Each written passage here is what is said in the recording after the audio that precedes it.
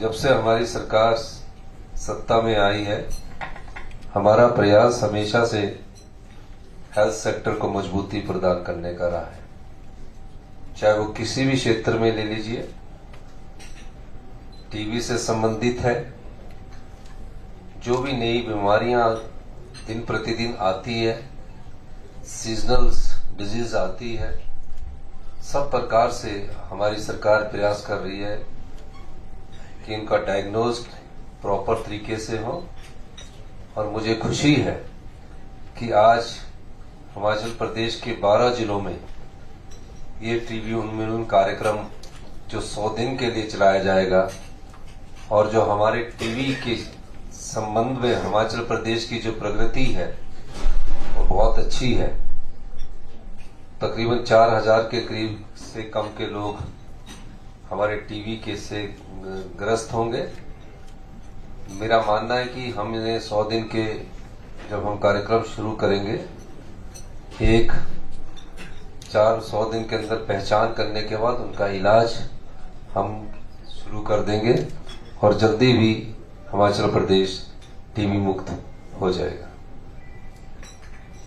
मैं ये बात इसलिए भी कहना चाहता हूं कि जब हम छोटे थे उस समय जो भी टीबी पिक्चर आती थी पुरानी, उसमें टीबी से लड़ाई दिखाई जाती थी कि इस गांव में टीबी होगी, वहां टीबी होगी। अगर आप 70 और 80s की पिक्चरें भी देखें तो उस समय भी टीबी से ही संबंधित एक रोग की पिक्चर दिखाई जाती थी। 60s में तो और हाल बुरे थे और 50s में भी बहुत अच्छे नहीं थे। आजादी से पहले तो देश की पॉपुलेशन बहुत कम हुआ करती थी। पिक्चरों की विजुअलाइज जो करवाते थे उसमें टीबी दिखाते थे कि इस गांव में टीबी होगी और इतने लोग उनका मौत होगी। फिर ये सब चीजों पर भारतवर्ष में काबू पाया गया, अपने आप काबू पाया गया। और आज मुझे खुशी है कि हिमाचल प्रदेश में हम आने वाले समय में टीबी मुक्त हिमाचल प्रदेश बनने जा रहे हैं। जहां तक हेल्थ सेक्टर की बात है, हमने अपने संसाधनों से भी 2 करोड़ रुपए की मुख्यमंत्री क्षय रोग निवारण योजना शुरू की है, जो कि हम अपने सरकारी फंड से देते हैं। इसके अलावा CSR के तहत कई ऑर्गेनाइजेशंस आई है, पावर ग्रिड है, SJVNL है, सन फार्मा है, और भी कई ऑर्गेनाइजेशंस है जिन्होंने CSR के तहत पैसा उपलब्ध करवाया है। हमारी 13% आबादी, 13% या इससे अधिक आबादी 60 साल की उम्र की से ज्यादा की है। और हमें देखना यह है कि जैसे जैसे हमारी जीवन शैली में बदलाव आया, हमारे रहन सहन में बदलाव आया, जीने का तरीका भी हमने बदला, तो हमें थोड़ी सी इस बात का भी ध्यान रखना है कि हमारी शरीर की जो प्रतिरोधक क्षमता होती है वो धीरे धीरे उम्र के हिसाब से कम होती जाती है। और जो आजकल खान पान है वो ऐसा खान पान है कि प्रतिरोधक क्षमता को बढ़ाता नहीं है बल्कि वो और कम करता है। और जो नई पीढ़ी है उन्हें इस बात पर ज्यादा ध्यान देने की जरूरत है। और नई पीढ़ी जब इस बात पर ज्यादा ध्यान देगी, युवा साथी हमारे जब इस बात पर ज्यादा ध्यान देंगे अपने हेल्थ की तरफ, तो इस प्रकार के जो रोग हैं वो नहीं हो पाएंगे।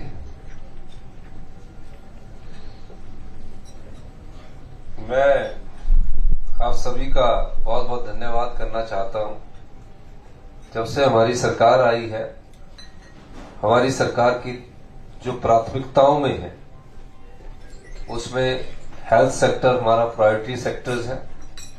हम उस पर विशेष ध्यान दे रहे हैं। अभी आने वाले समय में बहुत हमने बदलाव किए हैं, लेकिन 40 साल से एक ऐसी व्यवस्था चल रही है जो रूटीन की व्यवस्था है, उस व्यवस्था में हम बदलाव कर रहे हैं। और हमने कई बार कहा कि हम व्यवस्था परिवर्तन से आत्मनिर्भर हिमाचल का निर्माण करेंगे। हेल्थ सेक्टर में मैं बताना चाहूंगा, हमने कैजुअलिटी को अपग्रेड करके डिपार्टमेंट ऑफ इमरजेंसी मेडिसिन बनाया है और जो वर्ल्ड क्लास मेडिकल टेक्नोलॉजी की प्रैक्टिस पूरे वर्ल्ड में है उसको हिमाचल प्रदेश अपनाने जा रहा है। उसमें किसी भी प्रकार के कोई भी धन की कमी नहीं है। लेटेस्ट टेक्नोलॉजी के टेंडर्स हो चुके हैं, मशीन्स आनी शुरू हो जाएगी। ये शुरुआत है, एक सोच है, ताकि भविष्य में हमारे जो 75 लाख की जनसंख्या में जो हमारे साथी, हमारा समाज, हमारा परिवार रहता है, उसे पहली ही स्टेज पर ये डायग्नोज हो जाए कि मुझे किस बीमारी से किस प्रकार लड़ना है।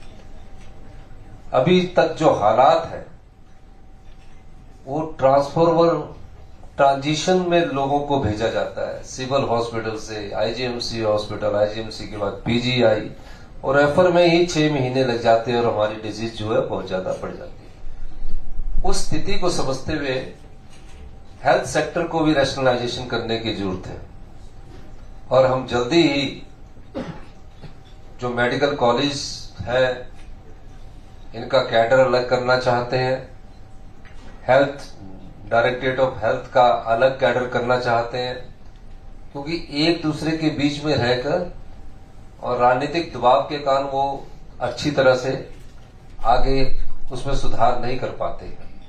हमारा प्रयास है कि हम उसमें सुधार करें और जो डॉक्टरों की कमी है, जो डॉक्टर छोड़कर जा रहे हैं, उसका ऑनरियम बढ़ाने का हमने निर्णय लिया है।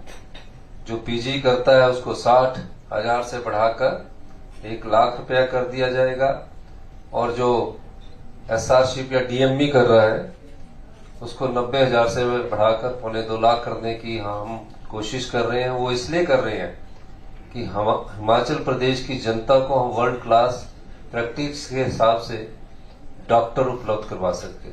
डॉक्टरों की जो अवली जो काम करने हैं 8 घंटे या 9 या 10 घंटे करने का है, उस सिस्टम को स्ट्रीमलाइनिंग करने की हम कोशिश कर रहे हैं, क्योंकि ये सब प्रयास एकदम नहीं हो सकते।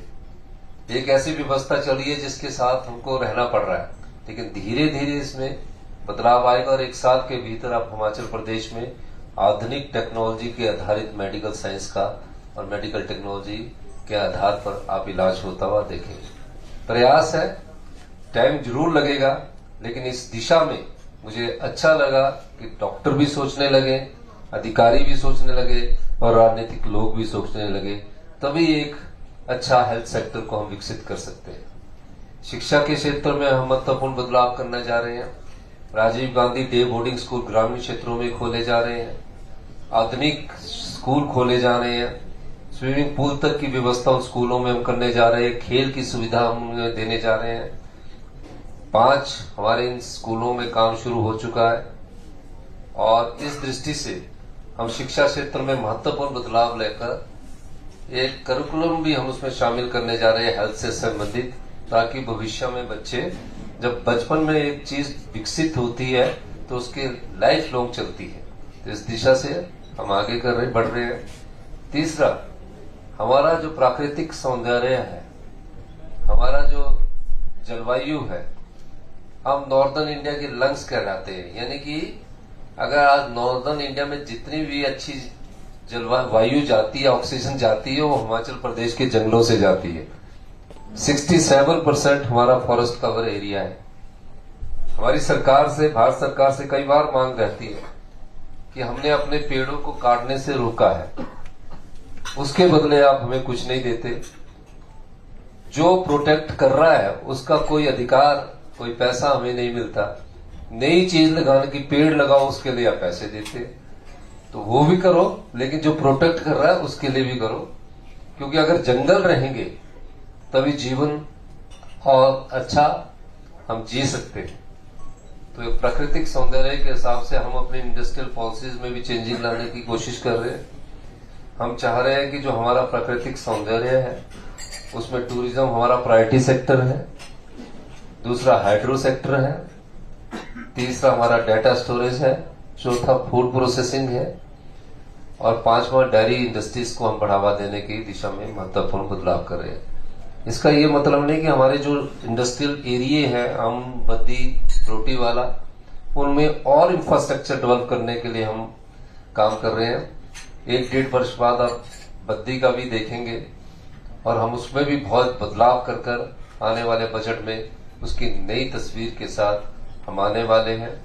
और हम चाहते हैं कि 2027 तक हिमाचल प्रदेश सेल्फ रिलायंट बने, आत्मनिर्भर बने। उसके लिए हमें महत्वपूर्ण कानून लाने पड़ रहे हैं, नियमों में बदलाव करना पड़ रहा है। आप देख रहे होंगे कि नित्य नई कैबिनेट मीटिंग में नई योजनाओं को लागू किया जा रहा है। युवाओं को कैसे रोजगार मिले, हिमाचल के युवा कहीं भी जाओ बाहर जाकर मिलते हैं, हॉस्पिटैलिटी सेक्टर में मिलते हैं। उससे ज्यादा हम मजबूत हॉस्पिटैलिटी सेक्टर को यहां मजबूत करने जा रहे हैं। 5 star 7 stars hotels Himachal Pradesh में आ रहे हैं, पर उसके लिए सबसे पहले इंफ्रास्ट्रक्चर की जरूरत है। हम हेलीपोर्ट्स का निर्माण करने जा रहे हैं, एयरपोर्ट्स की एक्सपेंशन करने जा रहे हैं। बाहर जितने भी विदेशों में जाओ, अगर आप देखोगे तो हिमाचल सबसे सुंदर है। बिग हिमालय यहाँ है, मिड हिमालय यहाँ है, शिवालिक हिल यहाँ है, और स्नो बाउंड एरिया जो है, कई लोग स्विट्जरलैंड जाते हैं कि टूरिज्म वहां बहुत अच्छा है, वो डेवलप हो चुका है। लेकिन अगर स्नो बाउंड एरिया की बात की जाए तो snow bound area more than Switzerland Himachal Pradesh में, यानी कि स्विट्जरलैंड से ज्यादा snow bound area Himachal Pradesh के पास है। ये सब स्वच्छ वायु से संबंधित जो चीजें हैं हमारी सरकार वो करने जा रही है। और टीबी के लिए इसलिए मैं आपको बता रहा हूं, सबसे सच्ची शुद्ध वायु ही चाहिए, स्वच्छ वायु ही चाहिए। वो सबसे ज्यादा आपको टीबी उन्मूलन में सबसे ज्यादा सहायता करती है। यही मैं कहना चाहता था। आप सब लोग आए, मैं सभी जो टीबी के डायरेक्टर्स हैं, आप सबका एक बार पार्टिसिपेंट्स का बहुत बहुत धन्यवाद करना चाहता हूं। जय हिंद, जय हिमाचल। धन्यवाद महोदय।